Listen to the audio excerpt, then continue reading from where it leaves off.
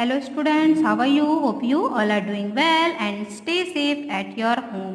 So आज हम start करते हैं आपकी हिंदी सुगम भारती का पाठ 23 इतने ऊपर उठो की।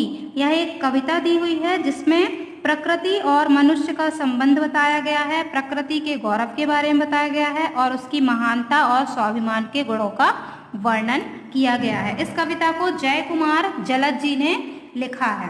ओके, तो इसका नाम क्या है? पाठ 23 इतने ऊपर उठो की। ओके, तो चलिए हम इस कविता को हम पढ़ते हैं।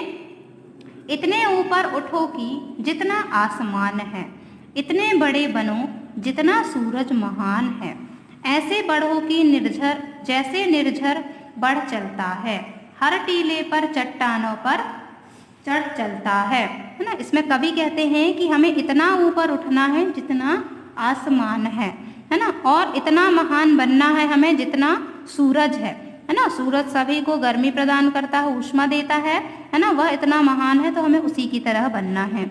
ऐसे बढ़ो कि जैसे निर्झर बढ़ चलता है, हर टीले पर चट्टानों पर चढ़ चलता है।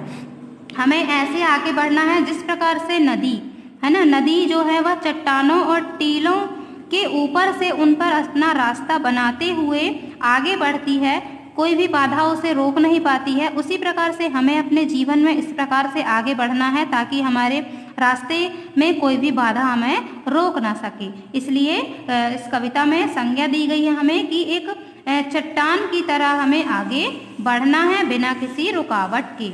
ऐसे मस्त रहो जैसे बादल कजरारा, झूम उमड़ती हुई की बरसाती जलधारा, फिर भी नम्र रहो जैसे धरती की माटी, पाओ वह गंभीर की जो सागर की थाती है ना। इसमें कवि कहता है कि मनुष्य को कहता है कि हमें ऐसे मस्त रहना चाहिए जैसे बादल कजरारा। कजरारा मतलब होता है जब बारिश वाले बादल होते हैं तो वह काले काले घने घने छा जाते हैं है ना, और उनकी तेज गड़गड़ाहट आती है ना, गरजते हैं बादल। तो इसलिए कहा गया है कि जब वो काले बादल आते हैं तो वे मस्त होकर बिना किसी की चिंता फिक्र किए वे अपनी जो बरसाती जलधारा होती है, उनकी बारिश का जो उनका पानी रहता है, वे अपनी जलधारा जो है वह नीचे सभी को प्रदान करते हैं है ना। उमड़ते हुए जो मेघ होते हैं काले बादल बारिश वाले, तो वे अपनी गर्जना के साथ अपनी बारिश जो है वह हम तक पहुंचाते हैं। तो ऐसे ही हमें मस्त रहना है बादलों की तरह, बादलों की बारिश बादलों की तरह और उनकी जलधारा की तरह, बारिश की जलधारा की तरह। फिर भी नम्र रहो जैसे धरती की माटी, फिर भी हमें नम्र रहना चाहिए हमारी धरती माता की तरह, धरती की मिट्टी की तरह। और पाओ वह गंभीर है ना, और हमें इतना गंभीर, इतना हमें बिल्कुल सीरियस होना चाहिए, इतना रहना चाहिए जिस प्रकार से सागर की थाती। सागर मतलब सागर जो है वह इतना बड़ा है, अथाह है, जो सभी नदियों को अपने में समाहित किया हुआ है, फिर भी उसे किसी बात का कोई भी घमंड नहीं है। तो हमें सागर जितना गंभीर और बनना है। इतने हंसो कि हर उपवन का फूल लजाए, सुबह तुम्हारे सम्मुख अपना कर फैलाए है ना। हमें इतना हंसना है, इतने खुश रहना है, इतने मस्त रहना है। कवि कहता है कि जिस प्रकार से हर उपवन के, हर बगीचे के फूल जो होते हैं वह तुम्हें देखकर लजा जाएं है ना, शर्मा जाएं, मुरझा जाएं। सुबह तुम्हारे सम्मुख अपना कर फैलाएं, और सुबह होते ही वे सुबह तुम्हारे सामने अपना हाथ फैलाएं।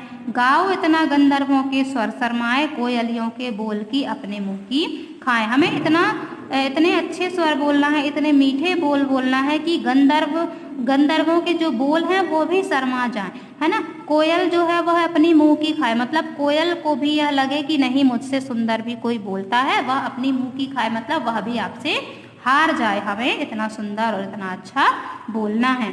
ऐसे नाचो जैसे लहरें हों नदियाँ की, ऐसे इठलाओ जैसे शोभा बिंदिया की ना। हमें ऐसे नाचना है, ऐसे मस्त रहना है जैसे नदियों की लहरें ऊपर उठती हुई नीचे जाती हैं, फिर वो नीचे से ऊपर उठती हैं। मतलब नदियाँ जो है वो कलकल कलकल करती निरंतर बहती रहती हैं है ना। और माथे की जो बिंदिया है ना, औरतों का जो श्रृंगार माना जाता है, तो बिंदिया के बिना हर श्रृंगार अधूरा माना जाता है। तो वह बिंदी अपने आप में इठलाते हुए बोलती है कि मैं ही हूँ शोभा सभी की, ठीक है। फिर भी आँखों के पानी की कीमत जानो, जिसमें पानी नहीं ना उसको जीवित मानो है ना। इसमें कवि कहता है कि मनुष्य की आंखों में शर्म, हया है ना, इज्जत, मर्यादा, मान सम्मान का भाव होना चाहिए, उसकी कीमत हमें जानना चाहिए, क्योंकि जिस इंसान में यह सारी भावनाएं नहीं है, यह सारे गुण नहीं है, वह मनुष्य जीवित नहीं माना जा सकता। ओके स्टूडेंट्स, तो ये थे कविता का अर्थ। अब हम पढ़ते हैं नेक्स्ट क्वेश्चन। हम करते हैं अभ्यास प्रश्न इसके। वस्तुनिष्ठ प्रश्न है, सही जोड़ी बनाइए। तो नम्र रहो, तो नम्र किसके जैसे रहो? धरती की माटी। सो हमको इसको मैच करना है धरती की माटी से। फिर हंसो इतना, तो हमें हंसना किसके जैसे है? फूल लजा जाए। फिर नेक्स्ट है इठलाओ, तो इठलाओ का आएगा शोभा बिंदिया की। फिर है नेक्स्ट मस्त रहो बादल कजरारा। ओके नेक्स्ट देखिए रिक्त स्थान, ऐसे बढ़ो जैसे निर्झर, क्या आएगा यहाँ पर? निर्झर, ऐसे बढ़ो जैसे निर्झर बढ़ चलता है। फिर नेक्स्ट है इतने बड़े बनो जितना सूरज महान है, यहाँ पर क्या आएगा? ब्लैंक्स में सूरज। ओके नेक्स्ट है झूम उमड़ती हुई की बरसाती जलधारा, क्या आएगा यहाँ पर? ब्लैंक्स में बरसाती जलधारा। नेक्स्ट है जिसमें पानी नहीं ना उसको जीवित मानो, है ना, तो यहाँ पर क्या आएगा? ब्लैंक्स में जीवित, जिसमें पानी नहीं है ना उसको जीवित मानो। Okay students, now your homework, आप इस कविता के अर्थ को अच्छी तरह से समझेंगे और ये जो वस्तुनिष्ठ प्रश्न हमने किए हैं इसे आप अपनी फेयर कॉपी में कंप्लीट करेंगे। Okay students, bye bye, have a good day.